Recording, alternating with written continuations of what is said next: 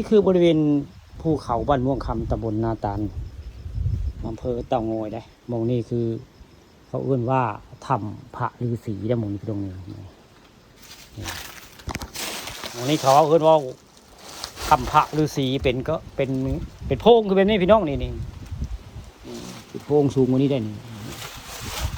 นี่ละพระเจ้าเอามองพระฤาษีเพิ่น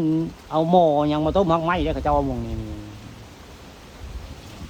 พระฤาษีเพิ่นต้มหักไม้มองนี่ละเพราะว่าเตาฤาษีได้แต่พอ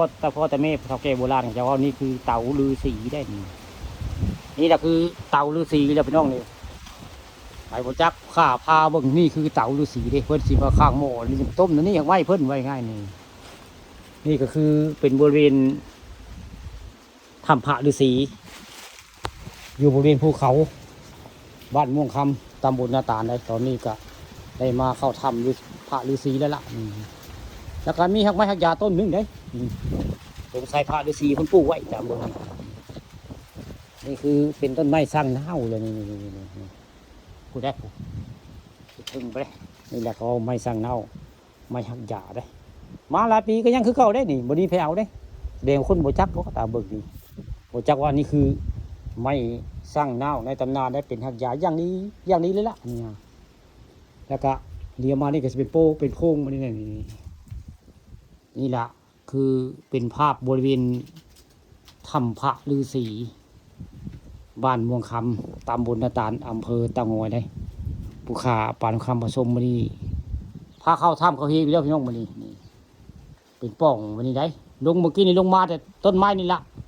ปีลงมาจากนี่แหละพี่น้องเมื่อกี้นี่อาจจะเฮือนเป็นผู้ถ่ายผู้ข้าเป็นผู้ปีนต้นไม้ลงมาไว้นี่แต่ว่าทำอยู่นี่นะทำคนปิดไว้อยู่นี่คือทำด้วยสเก็ตบนรถพี่น้องนี่เพิ่นเอาหินปิดไว้สงสัยชิลุซีกันละปิดไว้นี่ทั้งดินทั้งหินได้ปิดไว้นี่ทำคาดว่าสีใหญ่พอสมควรได้คาดว่าสีมีทรัพย์สินหลายอย่างยี่ดอกในถ้ำอันนี้แต่ว่าเพิ่นปิดไว้ยังคนคิวสามารถเอาของเพิ่นว่าไงนี่ให้คนมีบุญบ่ละ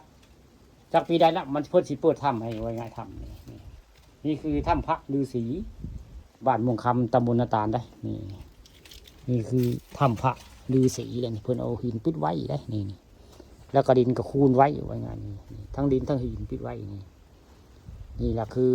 ถ้ำฤาษีบ้านม่วงคำตำบลนาตาลได้ผู้ข่าขึ้นว่าถ้าเอาดินออกนี่ถ้ำก็สิกว้างเวิ้งว่างพอแล้วก็ไปในก็ได้ใครเจ้าว่ามันเป็นถ้ำได้มุงนี่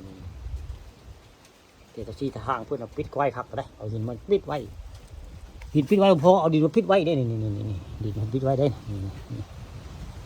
แล้วก็เป็นหูก็เป็นได้นี่แหละสิ่งลี้ลับพี่น้องนี่ถ้ำพระฤาษี